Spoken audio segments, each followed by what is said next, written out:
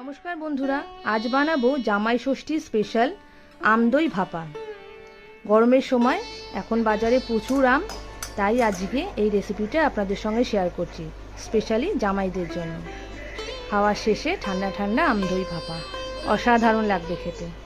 তার জন্য একটা বাটিতে প্রথমে একটা ছাঁকনি নিয়ে তার উপর একটা সাদা সুতির কাপড় দিয়ে আমি এখানে 200 গ্রাম টক দই জল ঝরানোর জন্য রেখে দেবো। হাত দিয়ে প্রথমে চিপে যেটুকু জল ঝরিয়ে দেওয়া যায় দিয়ে এবার ভালো করে চাপা দিয়ে রেখে দেব ঘন্টা দুয়েকের জন্য, যাতে দই থেকে পুরো জলটাই ছাঁকনির মাধ্যমে আলাদা হয়ে যায়। যতক্ষণ জল ঝরাতে দিয়েছি এর মধ্যে আমি আমের পাল্পটা বানিয়ে নিচ্ছি। আমি এখানে বড় সাইজের একটা আম কুচি করে মিক্সিং জারে দিয়ে দিলাম।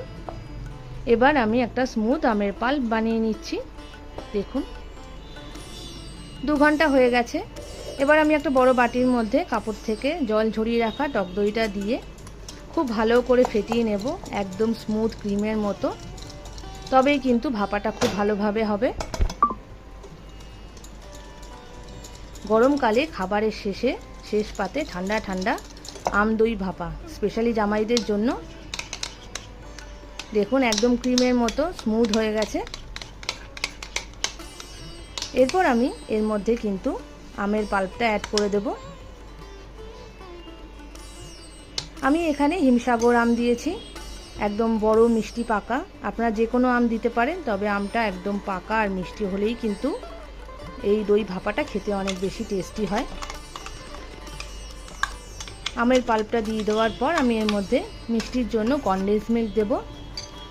আম যেরকম মিষ্টি সেই অনুপাতেই দিতে হবে। যদি আম খুব বেশি মিষ্টি হয় তাহলে একটু কম দেবেন, আর আমটা যদি একটু কম মিষ্টি হয় তাহলে কনডেন্স মিল্কটা একটু বেশি করে দিতে হবে।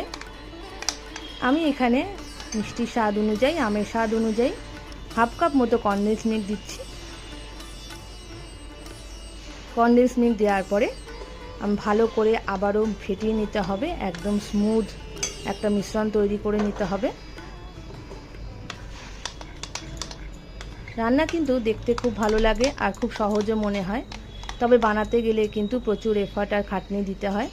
তাই যদি রান্না ভালো লাগে অবশ্যই চ্যানেলটাকে লাইক, শেয়ার আর সাবস্ক্রাইব করবেন। এইভাবে ভালো করে ফেটিয়ে নিতে হবে। আর যদি মাঝখানে আমের কোনো টুকরো থাকে তাহলে সেটা সরিয়ে নেবেন। আমি এখানে হাফ চামচ গুঁড়ো করে রাখা এলাচ দিচ্ছি। আমি অন্য কোনো ফ্লেভার কিন্তু এখানে অ্যাড করছি না। আপনারা চাইলে জাফরান দিতে পারেন, দুধে কিছুক্ষণ রেখে দিয়ে সেই জাফরানটা দিতে পারেন। আমি আমের একদম পারফেক্ট স্বাদের জন্য, ফ্লেভারটার জন্য কিন্তু অন্য কিছু ফ্লেভার অ্যাড করছি না। মিশ্রণটা একদম রেডি হয়ে গেছে। আমি এখানে একটা কেক টিন নিয়ে নিয়েছি। আপনাদের বাড়িতে যদি কেক টিনের বদলে কোনো ছোট পাত্র থাকে বা ছোট কেক টিন থাকে তাহলে সেটা ইউজ করবেন, তাহলে কিন্তু দেখতে বেশি ভালো লাগবে। আমার কাছে যেহেতু এর থেকে ছোট ছিল না, তাই আমি এই কেক টিনটাই ইউজ করছি। ভালো করে ওপর থেকে অয়েল ব্রাশ করে নিতে হবে, সেটা ঘি দিয়েও করতে পারেন বা সাদা তেলেও করতে পারেন। ওপর থেকে একটা বাটার পেপার গোল করে লাগিয়ে নিয়ে আবার তার ওপর দিয়ে অয়েল ব্রাশ করে নিচ্ছি। এরপর এর মধ্যে আমি পুরো মিশ্রণটা দিয়ে দেব।